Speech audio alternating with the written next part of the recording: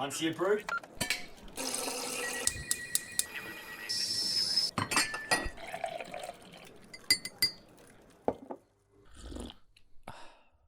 Good afternoon. From Bahrain, where we've got 3 Navy people lined up for a Fancy a Brew session. My name's Andrew, and with me is... My name's Becca. And I'm Zoe. And the 3 of us, as I say, are in the Navy, and we're here at the Naval Support Facility in Bahrain on an operation called KIPION. We'll start off with a nice easy question for everybody. We've all got a brew, or as we call them in the Navy, a wet. What is everyone drinking? So I'm drinking a wee orange and peach tea. I would usually drink a black coffee, but I've had 3 today, so if I have another one, I might be up till next Tuesday. So I would usually be, as is in my bio actually, drinking something strong and black, preferably caffeinated. But after this, I need to go to sleep because I'm then going to work for 12 hours overnight. So it's a little bit late for us at 1:30 to be drinking when I want to be asleep, probably around 3. So that might keep me up, which isn't exactly ideal. And I've got a flat white from the excellent on-base coffee shop that we are fortunate enough to have here. Out the window, as you'd expect, in the Middle East, it's pretty hot and pretty sunny. We were here over, all 3 of us actually, were here over Christmas, and Christmas Day was a nice sunny day, and we did a bit of sunbathing. If you don't know where Bahrain is, it's about halfway down the Gulf, and as you'd expect, experiences extremely hot summers. So although we're missing Christmas at home with our friends and family, at least we're not here in July and August when it really is extremely hot. And even even at Christmas it was like early 20s, mid 20s. So it's quite pleasant. It hasn't really dropped that much below 20 degrees, I would say, in the whole time. Yeah. Not a great place for us Scottish.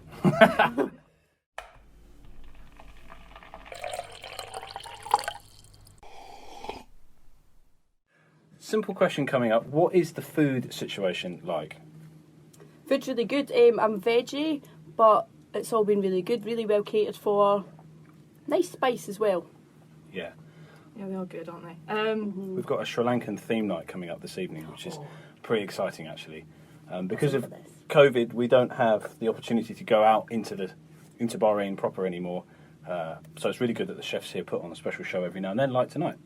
Yeah, they do a good job, and it's a good variety as well. Obviously, sometimes the same stuff starts cropping up, but you can't really complain after, a few weeks or 6 months. You're going to expect to see the same sort of meals appearing every now and then. But yeah, they do a good job, and there's also no real limits on how much you can have either, which is a really big deal, because obviously on ship, if you're deployed, it's kind of, you get a bit worried about things like sustainability and fresh fruit and veg. Yeah. I was here, obviously being shoreside, there is not really too much of a problem. Or fear of judgment. Yes, that's true as well, yeah. I think all 3 of us have been out here to the Middle East and operating out of Bahrain on ships before. Yeah. And there's a real contrast with the guys who are on ships and the guys like us who are now shoreside. However, in Zoe's case, she still has to do watchkeeping, hence why she's got to go to bed later to keep herself awake through the night watch.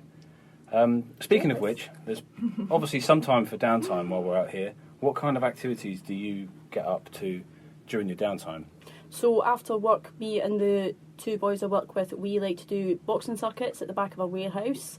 Good stress relief, especially with the people we work with. Who will hopefully, or maybe listening. No, that was a joke. Don't fire me. We do that. We're swimming over the other side, over the American side, which was good. Just having a walk around the base, getting out and about. There's just something nice, obviously, about being able to kind of be outside rather than being sat in my cabin watching telly when I've been in the ops room looking at a computer for 12 hours. And even if it's just walking around in circles, the camp is apparently about 1,700 metres, apparently. So just walking around in circles, listening to a podcast, perhaps this one, almost every day.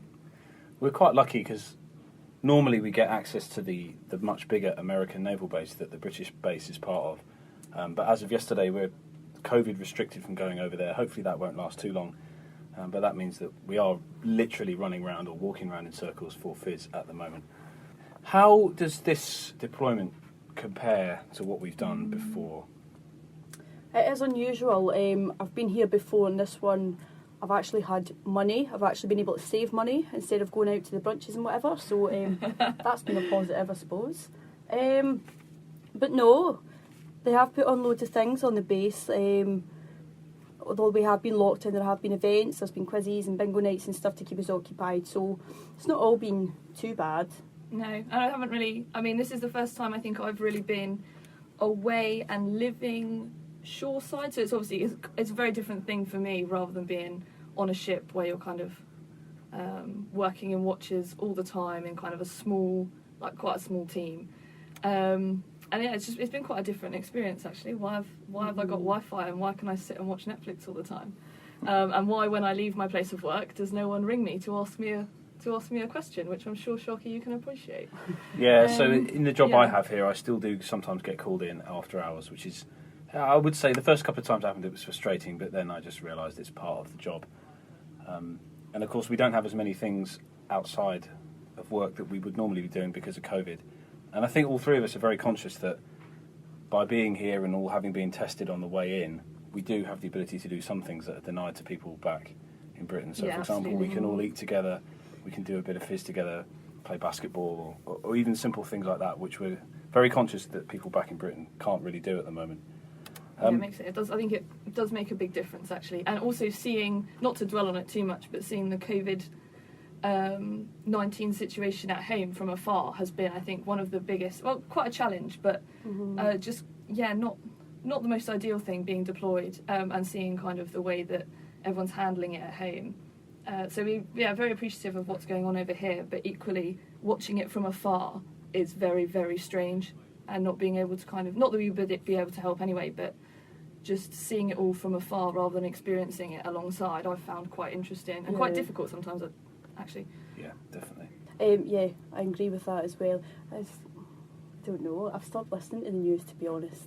Yeah, they have it on, but it's almost like blissful ignorance. It's on in the ops room. They have it on in the ops room on 2 televisions on mute all the time, and I really want to turn them off, but I know that I am one of the most junior, if not the most junior person in the ops room, and therefore, if the commander says that the televisions are to be on, the televisions are to be on. There it is.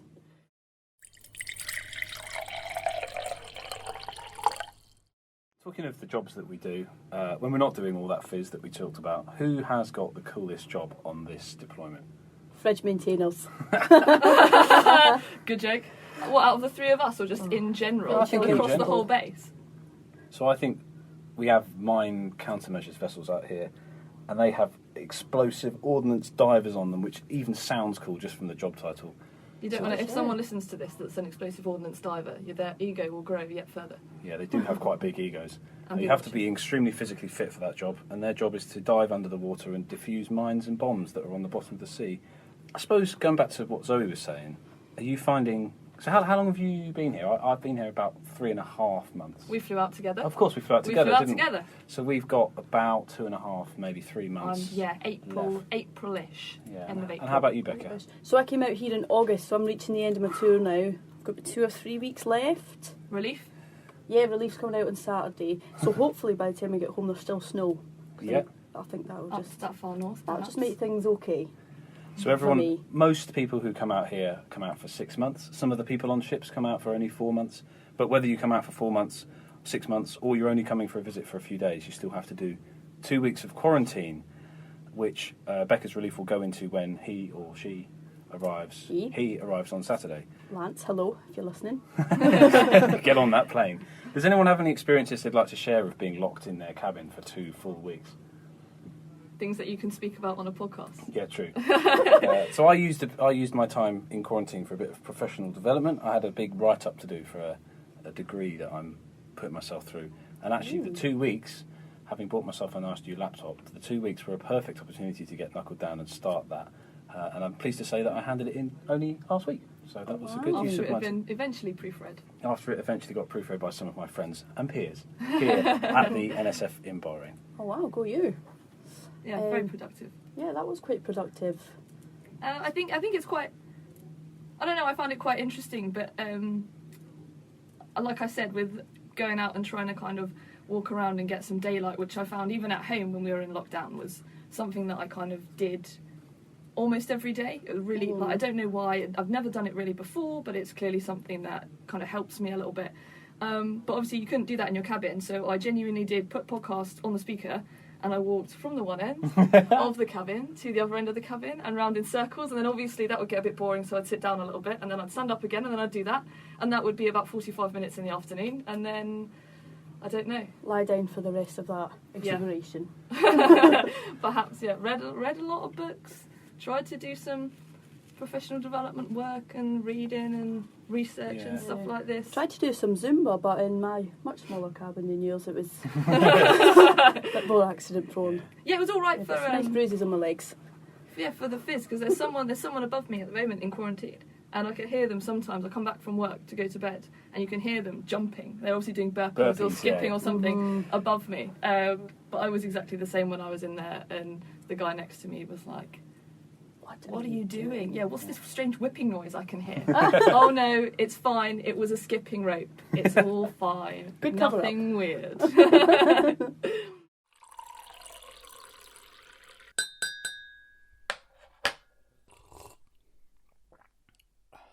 Yeah, so we may have to quarantine again when we get home as well, which is something I suppose no one's looking forward to, having been away for 6 months. And actually, on that theme, is anyone starting to miss home yet? Oh, big question. Only since August. Only since I got on the plane at Brighton. Oh, no, only since I started seeing the snow, because it's not snowed like properly like that for a long time, so I was like... Yeah. Yeah, it is. Where are you from? Quite far? I don't know. Actually. No, Stirling. It's like halfway between Edinburgh and Glasgow. Oh, of course, it says in your bio that I read. Yeah, loads of snow though. Do they sell Iron Brew here? No, they don't sell Iron Brew here. That's another stab wound. And there was nothing for Burns Night either. Your culture is being decimated here. Thank you. So two of the we have 4 of those mine countermeasures vessels out here, and 2 of them are based in Portsmouth. So most of the people who are on those ships live around or commutable distance from Portsmouth. But the other 2 are based in Faslane, which is west of Glasgow. So people like Becca are part of that situation, and they've come out from Scotland. What's the most interesting thing that's happened to you during the time you've spent on this deployment so far? You're asking some big questions. The most interesting thing... it's not interesting, but it was just... mine's one of those jobs where it's very different to the job that I'd normally... Well, it kind of is very different. So, obviously, it's not driving a ship, it's driving a desk, but the maintenance of information flow and keeping senior officers informed and happy that you understand the situation and what's going on is very similar to what you would also do on a ship anyway. And having to ring the Commodore, so the highest person that we have, to tell him about 9 o'clock on Christmas Eve that he needed to come in to do a video chat with PGHQ in the UK because of some stuff that was potentially going on. And then also calling the captain, and then also the commander, and everyone that needed to come in. And then it started at midnight. So obviously it was 9 o'clock. Yeah, 9 o'clock at home, but it started at midnight. So they all came in, and I thought, "Happy Christmas, sir. You're on a VTC." And then at about 1 a.m. our time, they all left, and that was the start of their Christmas day, I suppose. How did it feel being the most popular person in the office? Well, I got the coffee machine on before they all came in. I made sure. Soften the blow. I did. I'd made all the phone calls, and I went down there, and I thought, I know what I need to do here, and the coffee machine was on. So yeah, it wasn't so bad. But that's definitely kind of, I don't know, one of the times where I've had to actually do something. I've been a bit nervous on the phone, probably. Does much go on in the Gulf? So we are in the Gulf now. We're on the western shore of the Gulf in Bahrain. Does much go on in the Gulf? Yes, of course it does. We constantly have interactions with the merchant shipping community. One of our main reasons for being here is to reassure the merchant shipping community that it's safe for them to ply their trade up and down the Gulf and out into the Indian Ocean. And the reason that's so important is because the Gulf is the point of origin for lots of oil products that are used in the UK and throughout Europe. A lot of gas, for example, that heats our homes, for example, where it's snowing in Scotland at the moment, comes from Qatar, which isn't very far away from where we are now. So one of our main jobs is to keep the merchant shipping community feeling safe and protected, and we send our warships out to escort them through the narrowest bits of the sea such as the Strait of Hormuz or the Bab al-Mandeb. And that's one of our main roles here in Bahrain. So that's, like Sharkey said, so that's kind of what we do. And then I'm kind of the point of contact. So if something does happen, if something does not necessarily go wrong, but perhaps the ship that's doing the kind of escorting gets interacted with by another vessel, I'm the first person that kind of finds out about that and then passes the information out. And then usually it's all, well, most of the time, it's all fine. Yeah. And it's just a matter of letting people know that that's kind of outside. But then I suppose, Becky, you work a lot in, kind of like in the base, so you don't really have that. No, I've got no idea. But they do run a twice weekly brief, don't they, for people that don't work. So Sharky and I both work in the ops room, so we're kind of the outward facing, dealing with the operation itself, while Becky is kind of like the works over here in NSF rather than in the HQ building. So she all like supporting the ships directly, The right? ships mostly, yeah. Making sure that they've got, I don't know, socks and bats and things. yeah, socks, overalls, Yeah. food. Oh God, that's on me. Yeah, just whatever ships need, we're trying to facilitate that so that they're sustainable, going to sea, coming back in, just giving them a hand really, and some morale. Yes. It is incredible how much a ship, even a small warship like the mine countermeasures ships, need in terms of support. There's the people to support and sustain from a medical and an administrative point of view. You've got to obviously pay them and clothe them. But then there's all the spare parts that the ships need as well. Because if you've never been on a warship before, you'd probably you would probably find it a bewildering place to be. Even those small ships, it's possible to get lost. And all of the equipment is in constant use and has to be in tip-top working order in case we have to be ready for some contingency operations, which, after reassuring the merchant community, is the second point in our command aim, which is to be ready for contingency operations, all the way up to warfighting if that were ever to become necessary. It was quite interesting as well, though. We took some of those people that would have no idea what a warship was like, did go to sea last month, I think. Yeah. Oh yeah. The Commodore took a bunch of people to sea, which included RAF people. yeah, and Army some of the army that are people, here as well. All went to sea and experienced what seasickness apparently is like on a small ship. If you've never been on one, then perhaps you do have it. But yeah, by all accounts, they had a lovely time and a very interesting time, given that they would never have experienced that before.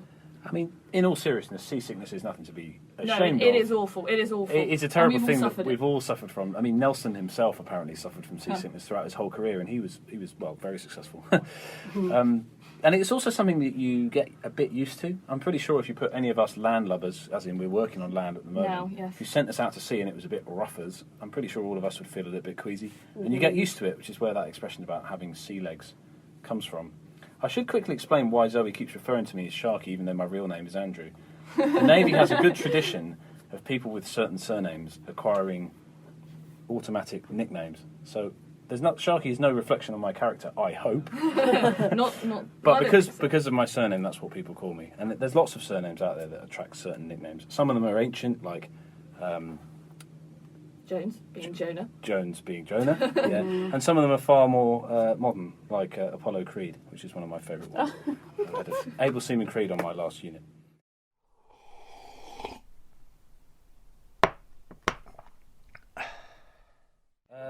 What is your favourite way to keep fit here in Bahrain? Again, walking around in the circles around the base. But as we mentioned earlier, we've still got access to most of our gym facilities actually, which again is a real boon for us out here. Given that at home people are Don't have trying that to luxury, do they? exercise in their tiny postage stamp flats, perhaps, unless they've got a nice garden, or in the snow in their back garden in Scotland, perhaps. So I suppose, yeah, it's quite good. So we've got a couple of gyms, and that's probably one of the main things actually outside of my watches that I kind of end up doing. And I find even on board, if I can take 40 minutes or so to go and do something, even if it's not that much, just the physical movement and listening to your own music is really helpful. Yeah. Yeah, a bit of time out makes a massive difference, doesn't it? Especially, yeah, because you live in such close proximity. And even here, when you've got your own cabin as well, haven't you? Yeah, I've got a single man cabin. But yeah, you don't want to spend all your time in there though, because it's nice and it's comfortable, but you do need a release. You need something to keep your mind occupied, so Fizz is a really good way of doing that. Said earlier, we do boxing circuits at work, where we work in. And Clubs runs circuits, I think, a couple of times a day. So who is Clubs, Zoe? Who is Clubs? And why are they called Clubs? And why are they called Clubs? And also, on my last ship, we had a big Clubs and a baby Clubs, being two different ranks. So the POPTI, so in the same way that you'd have personal trainers in gyms at home, you get them in all three services. And they're called club swingers, technically, for some old traditional thing, as most things are in the Navy, where they used to swing clubs around. And if you YouTube it, you can definitely see some club swinging, if that's your thing. And therefore shortened colloquially to clubs. I think it was the way back in Victorian times when they realised that, so back then they still had the rum ration, and the food was nowhere near as good or as healthy as it is now. And quite a lot of sailors were probably embarrassingly overweight. So they introduced the physical training branch, which is what is now known as the club swingers. And one of the first things they thought of to do was exercises that didn't require very much space. And club swinging was one of the exercises they used to do. Back on the old sailing warships or ships with masts, they used to climb up the yard arms, which was probably really good fizz, but also quite dangerous if you fell off. So don't do that anymore either. Yes. It was also around that time that they finally started to teach people in the Navy how to swim. My grandfather was in the Navy in the Second World War, and he, I believe, couldn't swim until about halfway through the war when they suddenly decided to teach people in the Navy to swim. Oh, that's worrying. Yeah, it is. There is now a swim test that everyone has to pass when you join the Navy, just to make sure that you can swim. And on that theme, why did we join the Navy? Oh. So I decided to join up after I'd went to college, studied tourism for 2 years, and was struggling to find a well-paid job within that industry. The only kind of drive I had for getting a career was I knew I wanted to travel, so just kind of seen some glamorous adverts on the TV, got lured in. It wasn't was it the Fixer bike advert? Fixer helicopter? No, I still use my fingers to count, I could never do that. I just seen lots of sunny places on the advert. That's what it was. It was seeing those monkeys in jib, and I was like, "Whoa, where do I sign?" And that was why I joined up. I wanted to travel, wanted a job with good career prospects and sustainability. So that led me here. And now you are how long in? 4 years. 4 years done. Oh, exciting. I guess it was just one of those things that I kind of knew that I was going to join anyway, because I went to my interview board before I did my degree. So having passed that, I then had a place 3 years later on completion of my degree that I knew I would be at Dartmouth in September 15, after graduating in like the July, something like this. So I guess it was just one of those things. My dad and my mum, my dad was in, and my mum was, and then was in the reserves. So I think it's one of those things that kind of ran in the family a little bit. They were both juniors, and I think basically they'd had a really good time in the Navy. And I mean, my dad had left through. There's some thing that I can't remember. He was probably disgruntled, as most Matlows are, about something probably ridiculous, and then left and then worked as a civvy at the NATO in Northwood, actually. So I think it was just one of those things where they seemed like they had a good time. Again, it seemed like it was quite well paid. You could go away and do stuff, and yeah, I guess it was just one of those things that I perhaps they wouldn't have been kind of interested in it or considered it as an option if I hadn't have had my parents kind of pushing me in that direction. I feel like that's quite a common theme. I don't know about either of you, but like if you know someone or your family member has been involved, then you do end up joining. It's kind of a logical path then. I don't know anyone else when I joined who was in. So a girl I went to school with, didn't really speak to her, but I'd kind of seen photos as well. So Of her travelling around the world, having a good time. yeah, for travelling around the world. I mean, yeah, that's not always the thing that everyone gets, and obviously it is up to the lottery of life in some respects and the lottery of appointment. But thus far, I would say personally, I've had a good time in the past five or so years. So Yeah, I have. So I've been in for just over 8 years now, and my story isn't that different really to Zoe's, although the inspiration for me was my younger brother. So although he's younger than me, he joined the army before I joined the Navy, and I was in a civilian job in London, and I was inspired by my brother's example actually. He was at Sandhurst and he passed out, and it was all very, I thought it was quite glamorous, and I looked at the army, but I'm glad I chose the Navy, because I think if you're more of a fizz bosun, as another naval phrase, somebody who's really good at fitness and enjoys the idea of soldiering and dressing up in camouflage and marching and getting muddy and rifles and all those things that you associate with the army, then crack on. For me, I like being at sea, I like being by the sea, and when it comes to me and my brother, I was always the slightly brainier one, he was always definitely the fitter one. So I think we found our respective services. There are only two of us, there's no third brother in the Air Force or anything strange like that. So he was my inspiration to join up, and I suppose similar to Zoe, I wanted to do something that was worthwhile, and even though sometimes it's hard to remember that on any given day, we are out here keeping Britain safe. We are out here doing what needs to be done, despite all of the difficulties of doing it in this COVID lockdown time. And I think all of us feel a sense of fulfilment, or hopefully will feel a sense of fulfilment when we get back from this deployment with our 6 months done. yeah, absolutely. I think the three of us, sadly, better get back to work fairly soon. So if we gather up our now consumed wets or brews, thanks very much for listening to this episode of Fancy a Brew, and we wish you all the best from Bahrain. Yeah, thanks very much. Thank you, bye. Bye. Bye.